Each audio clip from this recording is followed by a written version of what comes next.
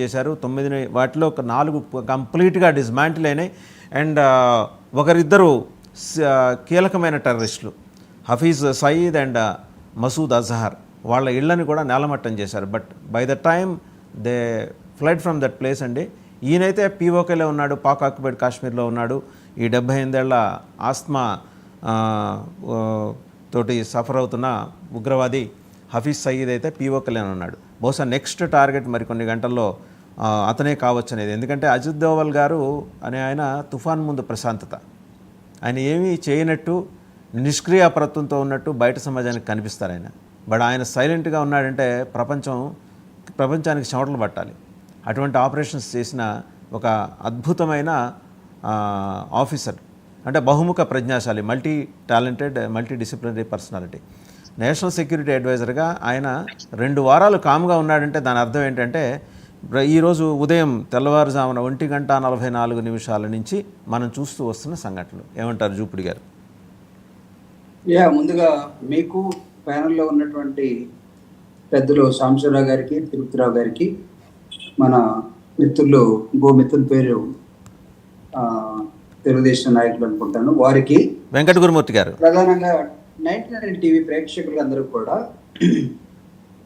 So how to take a revenge అనేది ప్రధానమంత్రి దాదాపు 2 వారాల నుంచి చేస్తున్నటువంటి ఎక్సర్సైజ్ని భారతదేశం మొత్తం, ప్రపంచ దేశాలు మొత్తం కూడా గమనిస్తూనే ఉన్నాయి.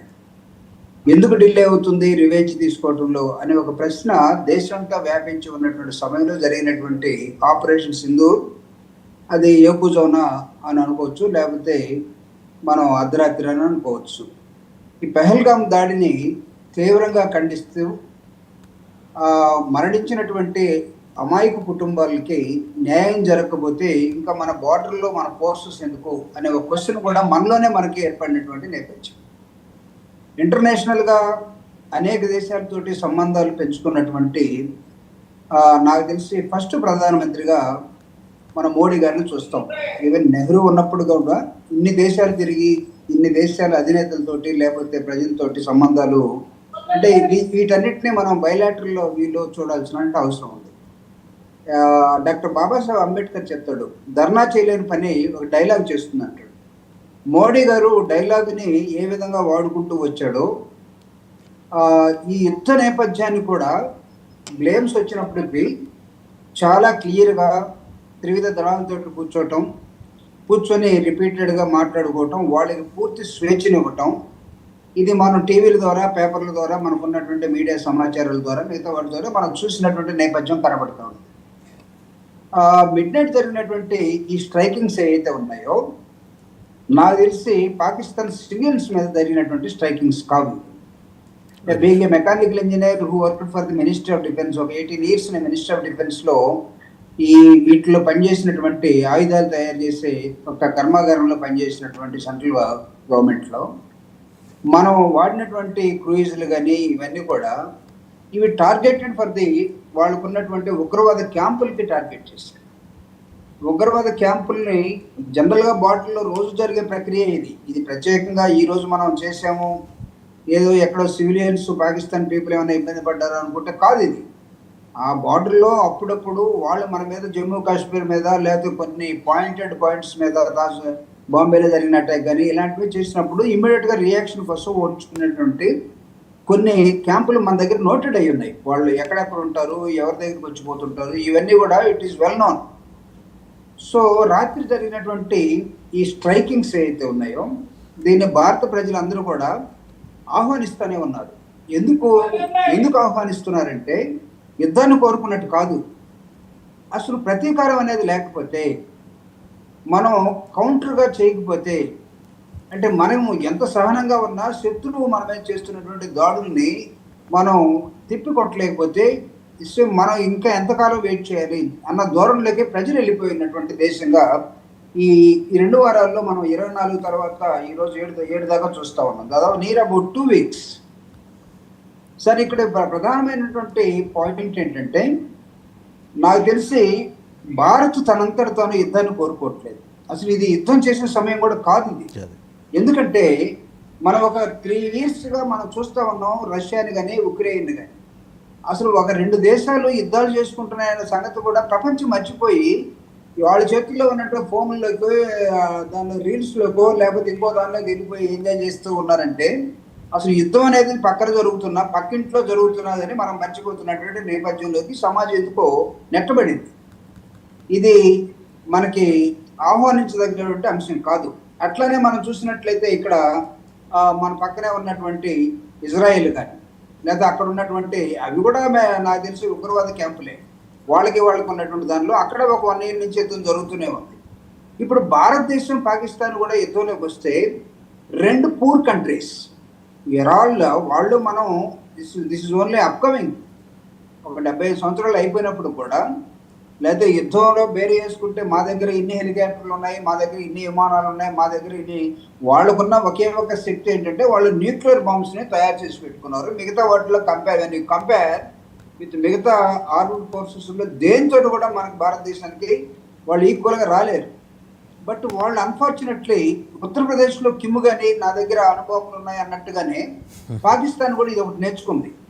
నేను అనుభవం వేస్తాను, నాకు కొన్ని ప్రాంతాలను నేను ఐడెంటిఫై చేసుకున్నాను, ఒక 25 నగరాలు నా దగ్గర ఉన్నాయి, ఆ రోడ్ మ్యాప్ కూడా చూపిస్తూ వాటి మీద మనం కూడా మనల్ని ట్రాప్ చేస్తున్నట్టుగా వాళ్ళు కనబడుతూ ఉన్నారు. అయితే వాళ్ళు ఫుల్ ఫ్లెడ్జ్డ్గా లేరు. నాకు తెలిసి ఇందాక తిరుపతిరావు గారు చెప్పినట్టుగా, సాంబశివరావు గారు చెప్పినట్టుగా దే ఆర్ నాట్ ఎక్విప్డ్. వాళ్ళ ఉన్నటువంటి ఆర్మీ ఫోర్సెస్ కానీ వాళ్ళకు ఉన్నటువంటి మిలిటరీ నేవీ ఇష్యూస్ కానీ ఇవన్నీ చూసినప్పుడు వాళ్ళకి ఇంటర్నల్ స్ట్రగుల్స్ బోల్డ్ ఉన్నాయండి. ప్రధానమంత్రికి ఆర్మీకే చీప్ ఉంది. సడన్ గా ప్రధానమంత్రి దించేసి ఆర్మీ వచ్చే మీరు ప్రస్తావన చేశారు కాబట్టి జూపిడి గారు ఇక్కడ ఒక చిన్న సందర్భం అంటే అవుట్ ఆఫ్ ద బాక్స్ కాదు, విత్ ఇన్ ద సబ్జెక్టే. మీరు జాగ్రత్తగా గమనిస్తే April 26న అబోటాబాద్లో both the Prime Minister of Pakistan and the Army Chief, they were present in a defense program. That's what they have mentioned in their official websites, defense website lo. Interestingly, వాళ్ళు mention చేసిన అదే సమయానికి ఈయన haemorrhoids problems తోటి military హాస్పిటల్లో admit అయి ఉన్నాడు. ఒకే ప్రధానమంత్రి షహబాజ్ షరీఫ్ అక్కడేమో చాలా హుందాగా మంచి సూట్ వేసుకొని డిఫెన్స్ ప్రోగ్రాంలో ఉన్నాడు. ఇక్కడేమో చాలా నీరసంగా ఫేస్ పెట్టుకుని హాస్పిటల్లో ఉన్న పిక్చర్ ఇమేజ్ కూడా రిలీజ్ చేసింది వాళ్ళే. ఇందులో ఏది నిజం? అసలు షహబాజ్ షరీఫ్ ఇంకొక అవగాహన ఏంటంటే ఆయన ఆర్మీ బందీగా ఉన్నాడని. జనరల్గా మీకు తెలుసు, మీరు కూడా డిఫెన్స్ రంగంలో ఇందాకే అన్నారు 18 ఏళ్ళు పైబడి మీరు పనిచేశారు. వాళ్ళు ఎప్పుడైనా సరే మిలిటరీదే అక్కడ రూల్. ఆయన అంటుంటారు కదా, సౌదీ రాజు, ప్రపంచంలో అన్ని దేశాలకి సైన్యం ఉంటే పాకిస్తాన్లో మాత్రం సైన్యానికి దేశం ఉందని. అలాగే ఇప్పుడు చూడండి, రెండు contrasting observations which I mentioned the other day with Adil Bashir, senior journalist from Islamabad. అడిగితే he was tight lipped, he had no answer. అంటే ఏమవుతుందంటే సార్, ఇక్కడ డిఫరెంట్ ఒపీనియన్స్ రైజ్ కావచ్చు, కానీ డెమోక్రటిక్గా మనం అన్నింటినీ మాట్లాడిస్తాము, చూస్తాము. మనం కూడా ఒక వ్యూకి రావాలంటే we have to collect all the opinions, number 1. Number 2, ఎవరైతే సఫరర్స్ ఉన్నారో, లేకపోతే ఏ కంట్రీ అయితే సఫర్ అయిందో, ఏ కంట్రీ అయితే మన భారత ప్రధాని ఇంకొక చోట అరేబియన్ కంట్రీస్లో ఉన్నప్పుడు సడన్గా మన దేశ సరిహద్దుల్లో జరిగినటువంటి ఈ ఉగ్రవాద దాడిని ఖచ్చితంగా మనం ఖండించాల్సిన అవసరం ఉంటుంది. దానికి రియాక్షన్ తీసుకోవాల్సిన అవసరం కూడా ఉంటుంది. యుద్ధ వాతావరణం మనం సృష్టించింది కాదు.